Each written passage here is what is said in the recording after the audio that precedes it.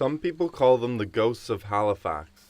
Men and women on the prowl, walking all day, sometimes all night, looking for the bottles most of us just throw away.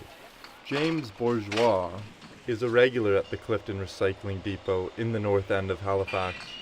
He lives in an apartment nearby. Says, why I do this though is to get some extra money.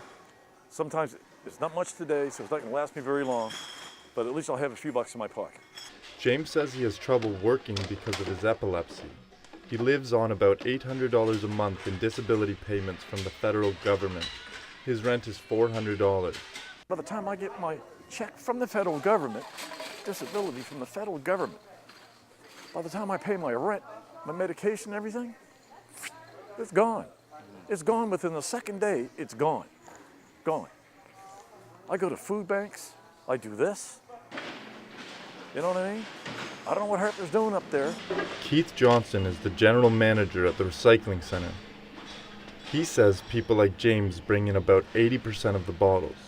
He calls them the cart guys. They're out 2, 3 o'clock in the morning to do their rounds so that they get here when we first open to get their money. Some of them are using it for recreational drugs, and some of them are using it to pay their rent and to buy food, and it all depends on the type of guy that's running the cart. James does this because his social assistance isn't enough.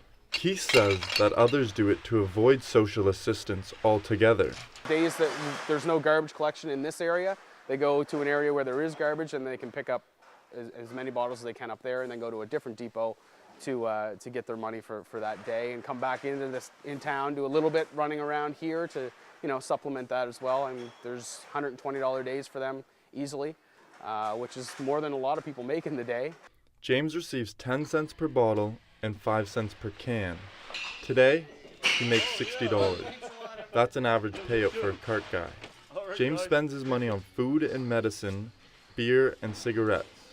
He'll be back again next week. If he doesn't scrounge enough bottles to cover his expenses, his brother sometimes gives him a handout to keep him going.